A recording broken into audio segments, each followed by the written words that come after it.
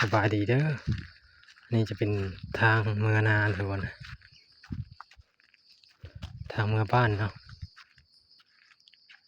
นี่จะเป็นนาเนาะไปพูนมันจะเป็นทุ่งนาทั้งหมดนะทุกคน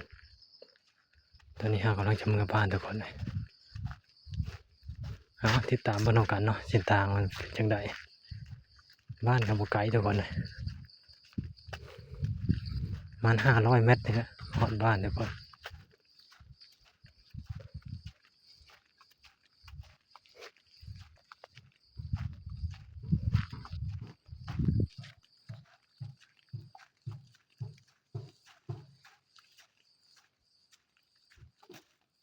บรรยากาศขึ้นพลคือเก้ามันนี่ได้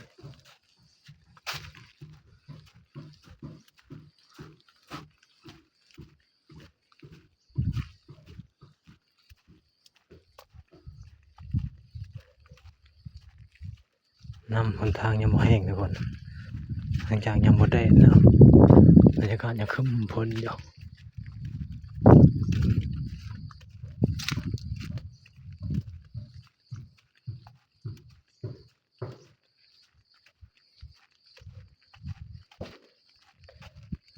ทางซ้ายมือจะเป็นเดินเขาเลี้ยงงัวทุกคนทางขวานี่ก็เดินเลี้ยงงัวนะ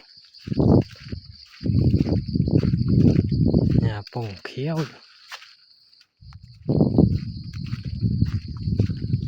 คอยเห็นหลังคาบ้านเลยทุกคนบุกไก่นะย่างแล้วเดี๋ยวก็หอด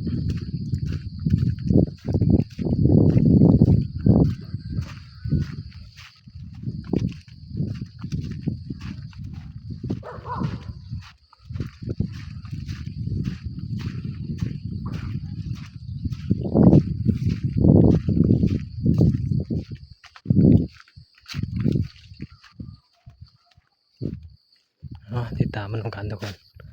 คลิปนี้ไม่ได้ตัดต่อนะ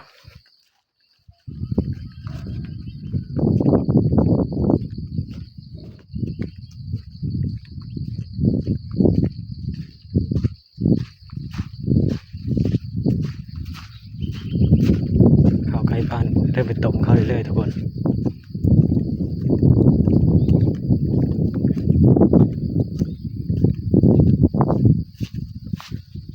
ในทางเว้นบ้านเนาะทางไปให้ไปหน้าอันนี้ก็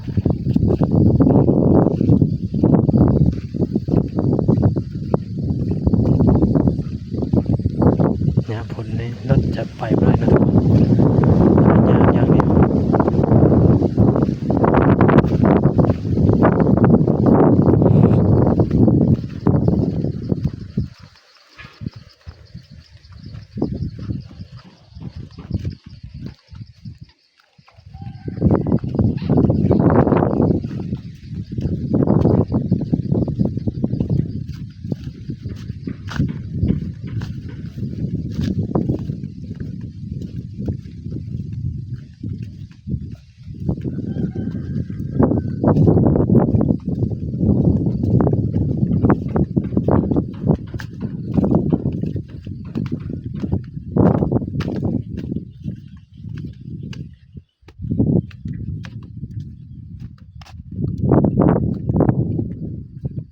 ยิ้มบ้านทุกคน